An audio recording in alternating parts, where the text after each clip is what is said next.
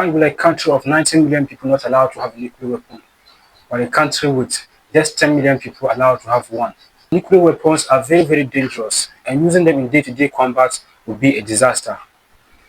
In fact, it would be our extinction. So in order to prevent the expansion of the use of these type of weapons in day-to-day military combat, they came out with the non-proliferation treaty. It was meant to ban those countries that were not having these type of weapons from acquiring them.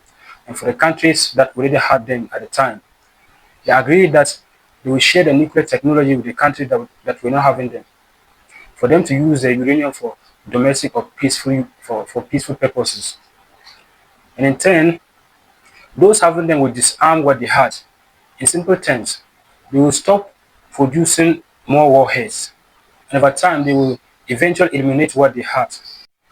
Almost all the countries at the time agreed and signed the treaty, except for a few countries, which are Israel, India, and Pakistan. A country like North Korea signed and later withdrew from the treaty after producing their own nuclear weapons.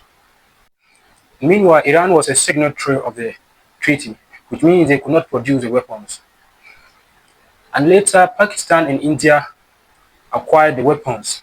First, India got the weapons, and India and Pakistan were rivals. So it means that India having the weapons was a threat to Pakistan. So Pakistan, by all means, acquired the weapons. Even though many people at the time didn't like the fact that they were acquiring the weapons, but they did anyway.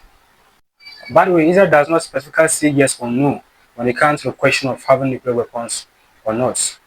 But many people believe they have. Relating to the extent of destructions these type of weapons created in Hiroshima and Nagasaki, it was reasonable to have such kind of treaty. But is this actually about the matter of nuclear weapons? I don't think so. Because the International Atomic Energy Agency have reported that Iran is not producing any nuclear weapon. And besides, they were in the middle of negotiations when America struck them. The reason why I don't believe this is about nuclear weapons is that the American government have sold us this lies before. Remember what they told us in 2003? They said Saddam Hussein was in possession of chemical and biological weapons. They said he was in possession of weapons of mass destruction, and that they were going in for democracy. And they ended up killing about 1 million Iraqi citizens. A lot of times we hear about opening the Strait of Hormuz. We don't even hear about the main cause of this conflict again. All these boil down to two theories of philosophies political scientists often talk about in international relations. And these are realism and liberalism. Realists believe there is no world government, so if he must survive, he must lose. But the world is a jungle, and the strongest survive. So if you want to survive, then you gotta have powerful military with strong budgets and money. They act in their own best interest, and they cooperate on the basis of their own best interest, which is what I want to believe, because the most powerful countries in the world do whatever they want, and nobody gets to question them.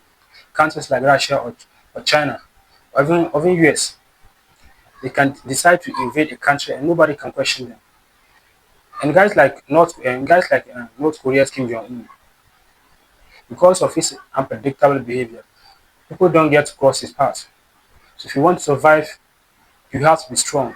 There's no action like higher order that will prevent things from happening. No, the higher order is just there for those who are not strong to abide. So if Iran ever gets their hands on nuclear weapon, no one will ever cross their path again. They are doing this to them because they know they don't have a rocket that can hit their mainland. Countries like North Korea, they have rockets, ICBMs that can hit US mainland. So because of that, they don't get into their matters. So if you actually want to survive, you have to be militarily strong, and the liberalist sees the world as a place of high order, where everybody should cooperate together for everybody to win. And liberalists believe in interconnectedness. They believe in doing businesses together and cooperations. In that way, they believe that it won't be possible for a war to break out, because a war will cost everybody. By so doing, those who create the rules, these same people who use the same rules will bully you without even considering the rules. That's what's happening today.